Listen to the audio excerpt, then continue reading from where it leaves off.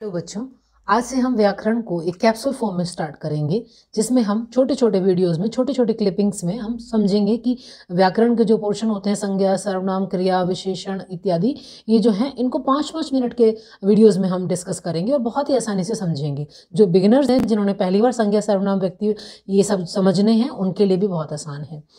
सबसे पहले हम लेते हैं संज्ञा किसे कहा जाता है। इसके लिए बच्चा 3-4 शब्दों को समझो, जानो, और उसी से आपको पता लग जाएगा कि संज्ञा होती क्या है। संज्ञा में पहले ये 4 शब्द नोट करो: व्यक्ति, वस्तु, स्थान। ये 3 हो गए, और एक और इसमें ऐड करिए, चौथा शब्द भाव। जो ये शब्द जो हैं आपके संज्ञा की डेफिनेशन, जो शब्द किसी व्यक्ति, वस्तु, स्थान अथवा भाव का बोध कराते हैं, संज्ञा शब्द कहलाते हैं। ठीक है। उसके बाद ये 3 तरह की होती है। एक तो व्यक्तिवाचक संज्ञा, व्यक्तिवाचक संज्ञा, और अगला है जातिवाचक संज्ञा, और उसके बाद है बच्चा लास्ट तीसरा टाइप जो संज्ञा का है, वो है भाववाचक संज्ञा।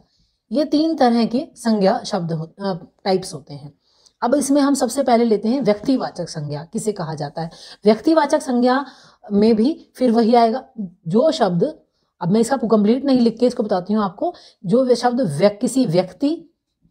किसी व्यक्ति, वस्तु, स्थान का बोध कराए, सब स्थान आदि शब्दों का बोध कराने वाले शब्दों को संज्ञा शब्द कहा जाता है।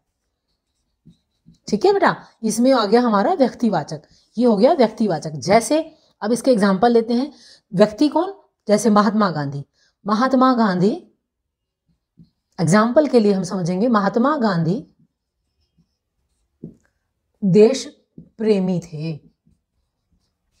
ठीक है। इसमें आप समझो कि जो व्यक्ति है, इसको अगर अंडरलाइन किया जाए तो यह एक पर्टिकुलर व्यक्ति का नाम है, एक विशेष व्यक्ति का नाम है, तो इसलिए यह व्यक्तिवाचक संज्ञा का एग्जाम्पल हो गया। ठीक है। इसी प्रकार अगर यहाँ पर कोई शहर का नाम आ जाए, अगर यहाँ पर किसी भी प्रकार का, जैसे दिल्ली आ जाए, बंबई आ जाए, मुंबई आ जाए, या फिर किसी स्थान का नाम आ गया, वस्तु का नाम आ जाए, गीता एक वस्तु है, गीता पुस्तक जो है एक वस्तु है।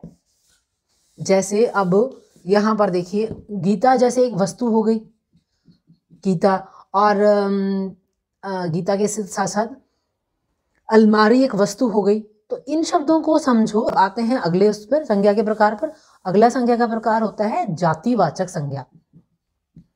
जातिवाचक संज्ञा बेटा, इसमें आप देखिए क्या होता है कि जब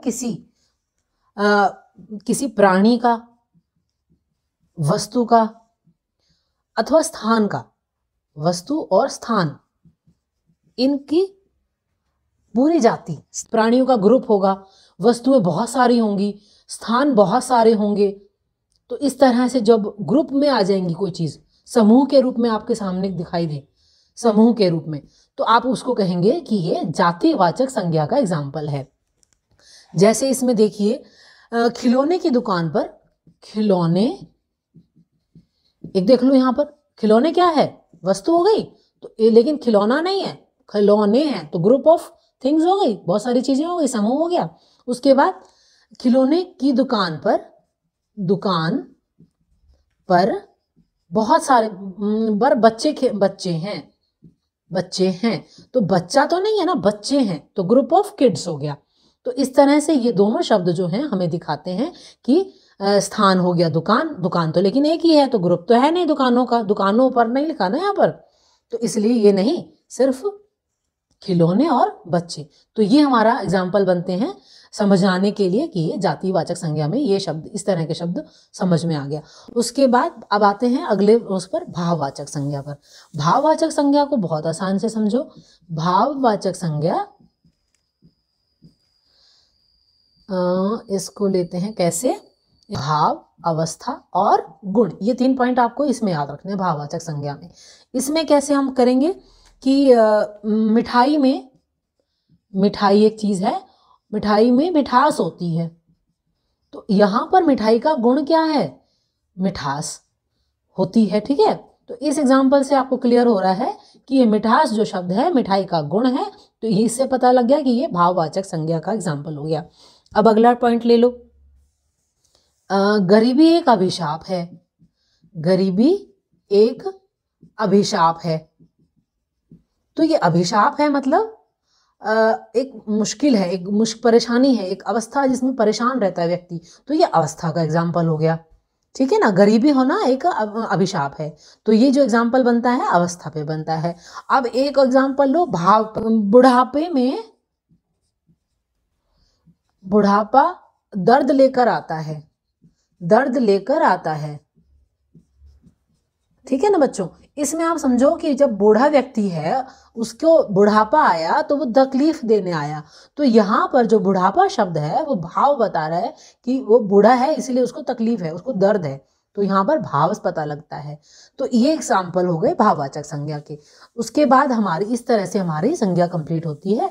संज्ञा के 3 पॉइंट हो गए, टाइप्स हो गए और उसकी एक्सप्लेनेशन हो गई। अब मैं कुछ एग्जाम्पल के तौर पे आपको लिखती हूँ, आप कोशिश करो कि उसमें से संज्ञा शब्द छांट सको और उसके बाद कमेंट बॉक्स में उसके आंसर लिखो। I will appreciate that.